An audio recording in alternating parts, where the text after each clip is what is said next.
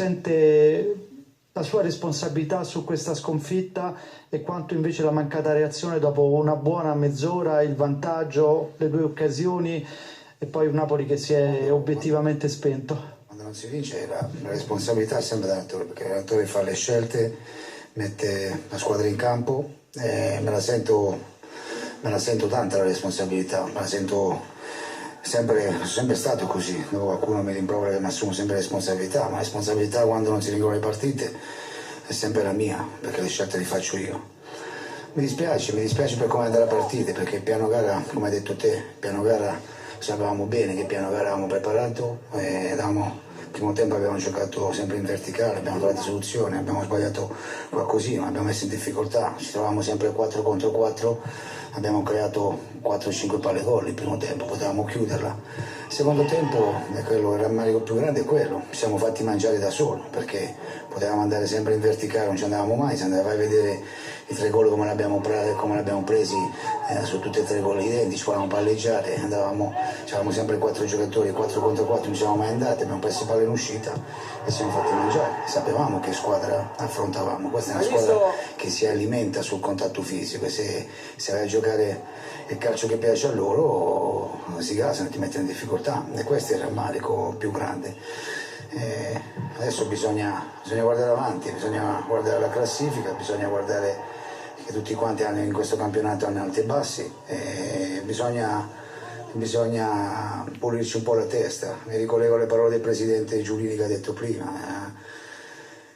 C'è rammarico, soltanto che noi in questo momento non ci possiamo mai allenare perché si gioca ogni 3 giorni e bisogna preparare, bisogna stare lucidi con la testa. Oggi sicuramente siamo contenti che è entrato Osimhen e Idrissa e abbiamo dato un minutaggio in più, non stanno benissimo, è normale, sono giocatori che soffermano da tanto tempo, però ripeto, è da tanto che mentalmente lasciamo sempre un qualcosa agli avversari, ci piace fare i regali. Soprattutto dal punto di vista dell'atteggiamento dopo la sconfitta in Supercoppa, dopo gli ultimi giorni, ripensando anche a quella parola veleno che lei correttamente usa spesso, si aspettava qualcosa di diverso?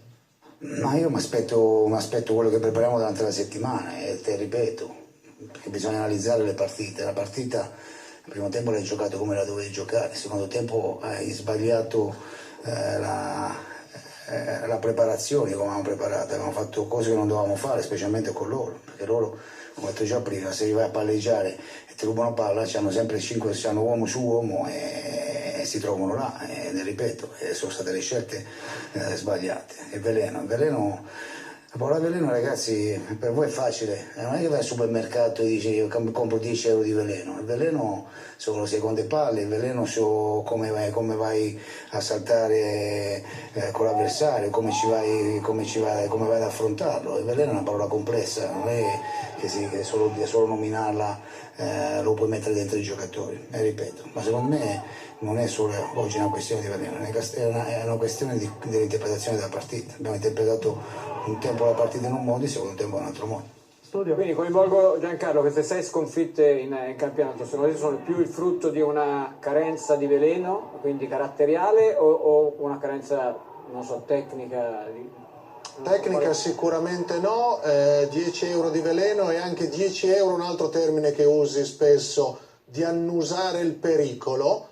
E visto che queste sono teorie che io capisco bene perché sono stato negli spogliatoi in campo e viaggiavo su questa sintonia tua, ma alla fine si traduce in campo con Di Lorenzo quando prendi il gol del pareggio, dov'è? Punto interrogativo, ma lui può essere anche avanti, ma un centrocampista si deve accorgere che lì c'è il pericolo. Ecco, l'intuire questo alla tua squadra. Ci riferiamo a questo gol, il gol di Marco, dove effettivamente guarda anche il secondo gol dopo il secondo questo gol, è più facile, questo è più facile per capire che i tuoi non si sono accorti che Di Lorenzo era fuori per la ripartenza, quindi magari troppo presto eccetera, ma lì non c'è un centrocampista che si accorge che il pericolo è sul secondo palo. Questo è il secondo.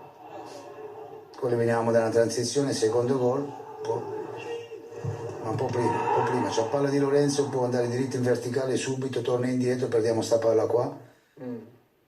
Ma se prima, se vedete, adesso la troviamo. In verticale abbiamo un 4 contro 4, torniamo indietro, prendiamo palla con Bakayoko, se non sbaglio, su stazione qua. Eccola qua. Però alla fine Guarda, questi aspetta. errori si riusciranno a togliere oppure devi pensare a qualcos'altro? Ecco, perché poi è questo il punto. Devo pensare, ma oggi ci siamo snaturati, perché se andate a vedere, oggi sistematicamente non è che abbiamo palleggiato tantissimo, andavamo sempre in verticale ad andare a giocare sui 4 nostri giocatori, dopo ci siamo snaturati un po', ma l'abbiamo preparata così. Il problema è che abbiamo preso 3 gol tutti allo stesso modo. Se vai a vedere, oggi non abbiamo mai provato a palleggiare, perché non abbiamo mai palleggiato, e ogni volta che abbiamo provato a palleggiare abbiamo preso 3 gol. E capite che in questo momento, quello che vi dicevo sempre, non è una questione di modulo, di interpretazione di gioco, è quella di come prendi i gol, di come tieni il campo, di come li prendiamo i gol, perché regaliamo tantissimo, e questo è un dato di fatto, perché se non sbaglio anche oggi il Verona ha fatto 5 tiri, 3 gol, noi se non sbaglio abbiamo fatto 7 tiri, e capite che per proporre bisogna portare uomini, il problema è che tante volte regaliamo tanto, stiamo regalando tanto. Nonostante tutto il Napoli può ancora rientrare, però una sconfitta del genere fino a che punto ridimensiona le tue ambizioni, se le ridimensiona?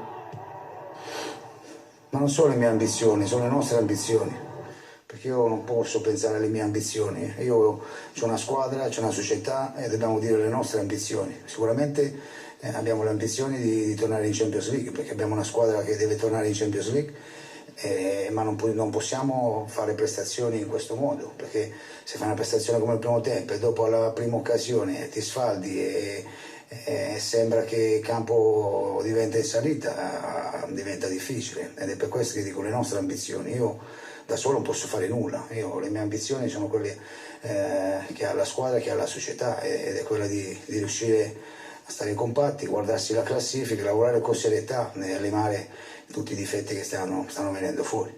Grazie Rino, buon lavoro allora. Grazie. Grazie a voi. Grazie. Allora,